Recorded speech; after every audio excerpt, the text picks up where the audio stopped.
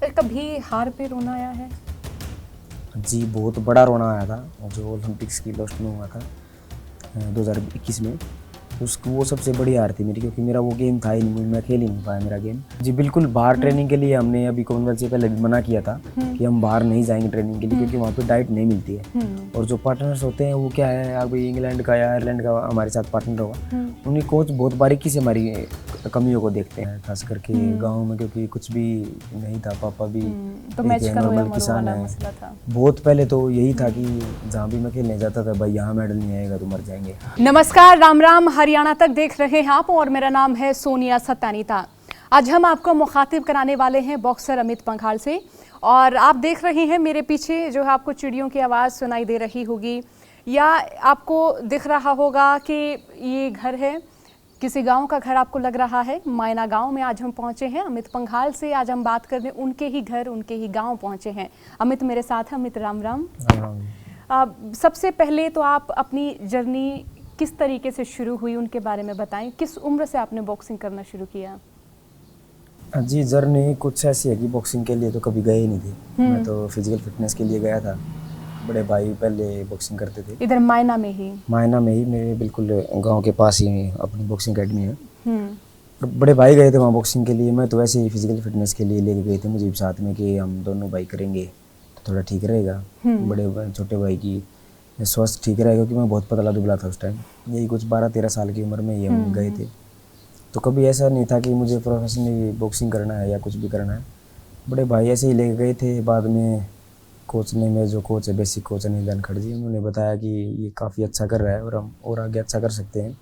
अपने देश का नाम हम अच्छे लेवल पे लेके जा सकते हैं, अच्छे ऊपर नाम कमा सकते हैं। तो उन्होंने बताया कि हम इसको कंटिन्यू करना चाहेंगे।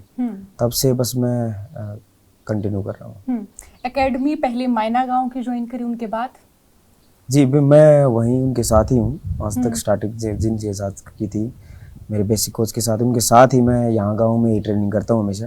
अभी जैसे इंडिया कैंप में हम ट्रेनिंग करते हैं, वो साथ में नहीं है, पर मैं जब भी छुट्टी आता हूँ या 1-2 दिन का मुझे ऑफ मिलता है, सैटरडे संडे हम ऑफ होता है हमारा, तो मैं यहाँ आके उनके साथ ही ट्रेनिंग करता हूँ। फिर इनके बाद आगे बॉक्सिंग का अनुभव, बॉक्सिंग की जर्नी वो किस तरह से जारी रही?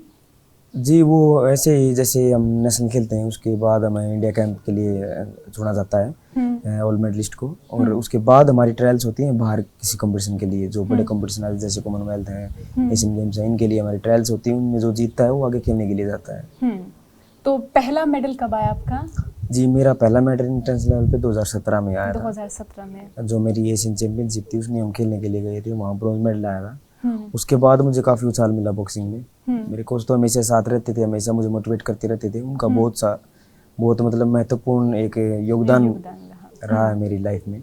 हमेशा ही उन्होंने बताया कि हम, चाहे मैं हारूं चाहे मैं जीतूं, हमने अपना 100% देना है। चाहे हम हार जाएं चाहे हम जीत जाएं, जिसकी कमी से हम हारे हैं उसको हम आप बाद में आके हम उसको रिकवर करेंगे। मैच आगे चलते रहे।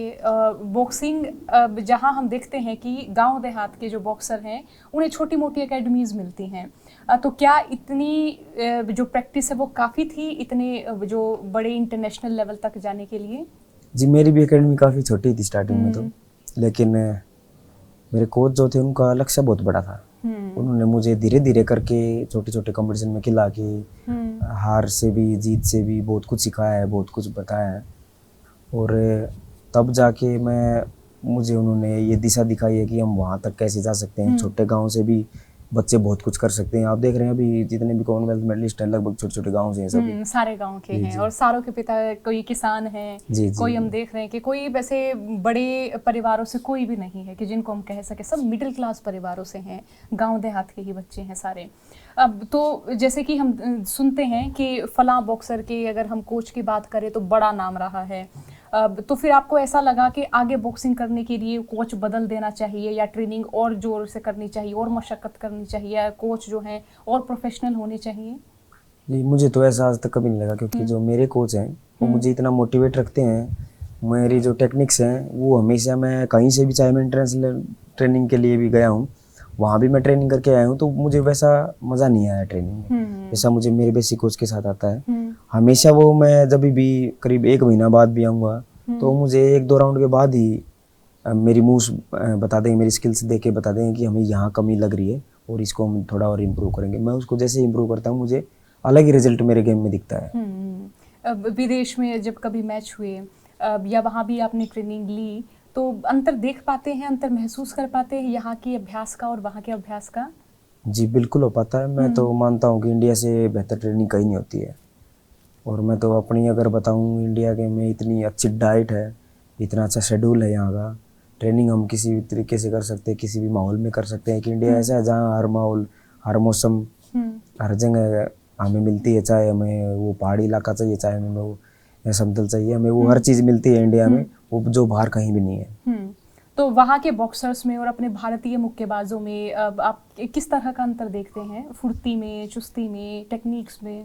जी भारत के जो मुक्केबाज हैं वो मेहनत में किसी से पीछे नहीं है। लेकिन हमारी जो टेक्निक्स हैं, हमारा जो मेंटली स्ट्रांग होना बहुत ज़रूरी है, वो थोड़ा भी हम थोड़ा पीछे चल रहे हैं। लेकिन अभी भारत सरकार ने, हमारी हरियाणा गवर्नमेंट ने ये खेलों में लेके आए हैं कि हमारी जो है मेंटलिटी को बदलेंगे, हमारा जो फोकस होगा वो एक जगह होगा। इस चीज़ को वो बढ़ा रहे हैं, तो ये बहुत ही अच्छी क्योंकि पहल हम मैं देखते मानता हूँ। हैं वाकई जो बॉक्सर्स हैं, किसी भी क्षेत्र के खिलाड़ी हैं, उनका पर्सनल संघर्ष होता है।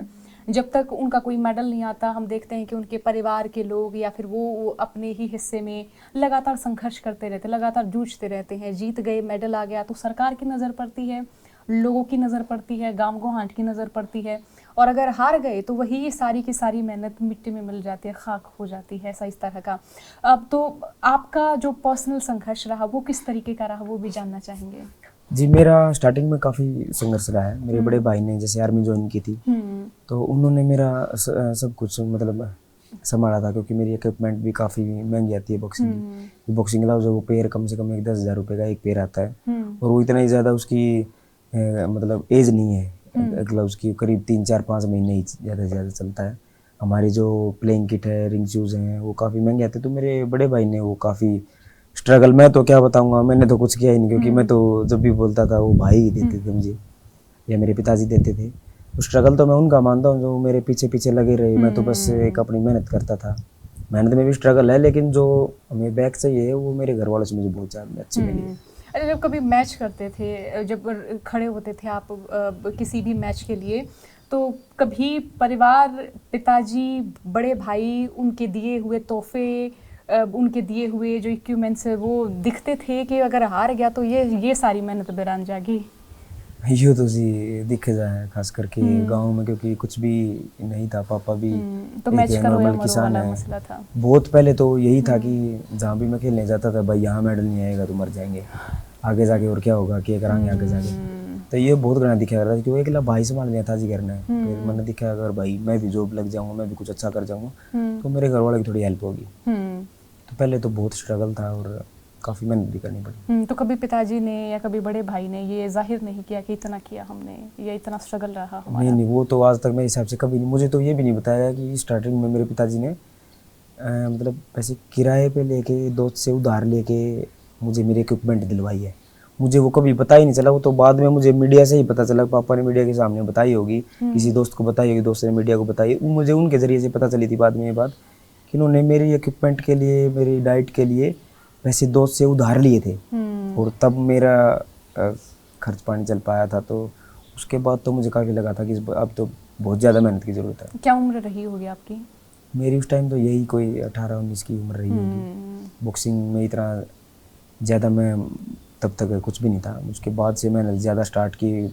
मेरे कोच का बहुत साथ रहा, उन्होंने पीछे से पुश करते रहे, मोटिवेट करते रहे, तो वो उनका काफ़ी हाथ रहा है। जब पहली बार मेडल आया तो क्या रिएक्शन था परिवार का?